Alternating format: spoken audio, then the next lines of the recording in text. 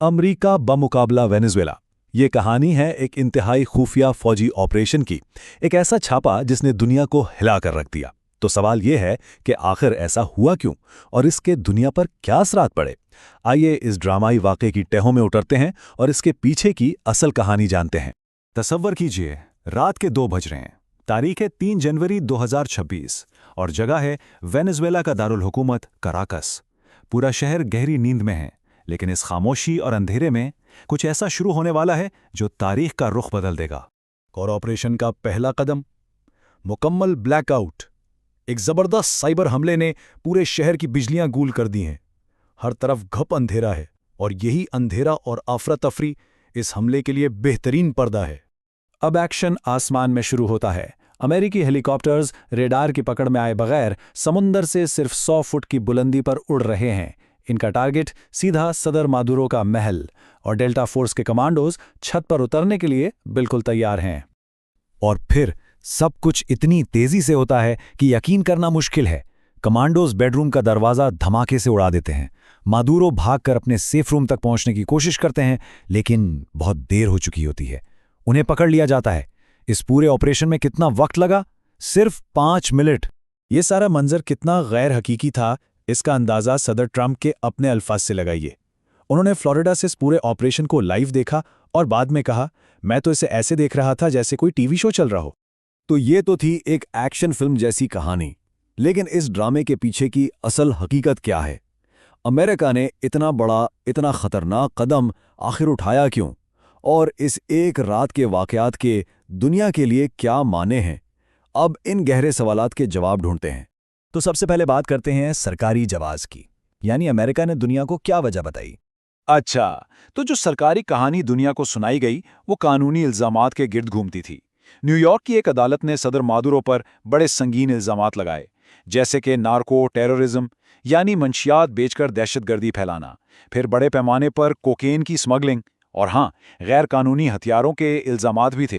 और इन इल्जामात को वजन देने के लिए एक बहुत बड़ा अदद सामने लाया गया, 250 मीट्रिक टन। अमरीकी हुकूमत का दावा था कि हर साल इतनी ज्यादा कोकेन वेनेजुएला से अमरीका स्मगल की जा रही थी। तो ये थी वो सरकारी कहानी जो सबको बताई गई। लेकिन क्या यही पूरी सच्चाई है, या फिर मंशियात के खिलाफ ये जंग सिर्फ एक दिखावा थी और पर्दे के पीछे असल मकसद कुछ और ही था? तो अब आते हैं असल वजह की तरफ, और वो वजह एक लफ्ज में है, तेल। देखें, इस पूरे मामले को समझने के लिए बस एक हकीकत जानना जरूरी है। वेनेजुएला तेल के समंदर पर बैठा है। उनके पास दुनिया के सबसे बड़े साबितशुदा तेल के ज़खायर हैं। जी हां, सऊदी अरब से भी ज्यादा और अमेरिका से तो बहुत ही ज्यादा। और ये कहानी कोई आज की नहीं बल्कि कई दहाइयां पुरानी है। एक जमाना था जब अमेरिका और वेनेजुएला के तेल के रिश्ते बहुत गहरे थे, लेकिन फिर ह्यूगो चावेज आए और उन्होंने वेनेजुएला की पूरी ऑयल इंडस्ट्री को सरकारी कंट्रोल में ले लिया। बस उस दिन से दोनों मुल्कों में कशीदगी बढ़ती ही चली गई। और अगर इस बारे में कोई शक व शुबा बाकी भी था, तो सदर ट्रंप के इस एक बयान ने सब कुछ साफ कर दिया। उन्होंने वेनेजुएला के इस कदम को अमेरिका की तारीखी सबसे बड़ी चोरी करार दिया।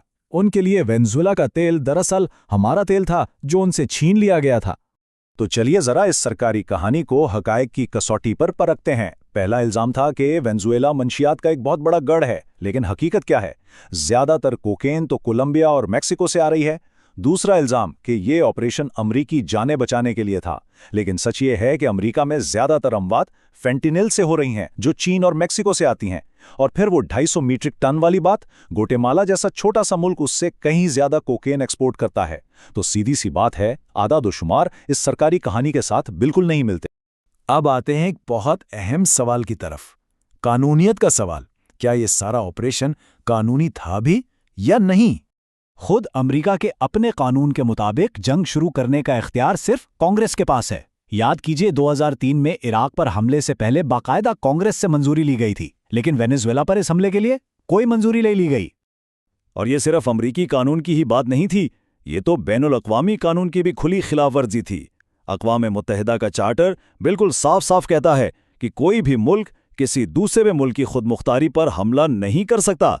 इस ऑपरेशन ने इस सबसे बुनियादी असूल को तोड़ डाला। तो फिर इस हमले ने दुनिया को कैसे बदला? क्या हम एक नए आलमी निज़ाम की तरफ बढ़ रहे हैं? इस हमले के बाद दुनिया भर से मजम्मत का तूफान उठ खड़ा हुआ, और सिर्फ अमेरिका के रवायती मुखालिफिन जैसे रूस और चीन ने ही नहीं बल्कि इसके अपने तहादियों ने भी इसकी मजम्मत की। अक़वाम मुत्तहिदा, ब्राज़ील, मैक्सिको, यहाँ तक कि स्पेन ने भी, सबने इस यकतरफा कार्रवाई को सख्ती से मुस्तरद कर दिया। ये वाक़या एक बहुत ही ख़तरनाक मुस्तक़बिल की निशानदेही करता है। एक ऐसी दुनिया जहां जिसकी लाठी उसकी भैंस का कानून चलता है, जहां ताकतवर मुल्क जब चाहें जैसे चाहें कवानीन को नज़रअंदाज करके अपनी मनमानी कर सकते हैं। सवाल यह है कि अगर अमेरिका ऐसा कर सकता है तो फिर किसी और मुल्क को ऐसा करने से कौन रोकेगा? और आखिर में ये सब कुछ हमें एक बहुत बड़े सवाल पर लाकर खड़ा कर देता है। सोचिए, जब कानून के रखवाले ही कानून तोड़ने लगें तो फिर इंसाफ की उम्मीद किससे की जाए? जब ताकतवर मुल्क खुद ही उसूलों को पांव तले रौंद दें तो इस दुनिया का मुस्तकबिल कैसा होगा? ये एक ऐसा सवाल है जिसका जवाब हम सबको सोचना है।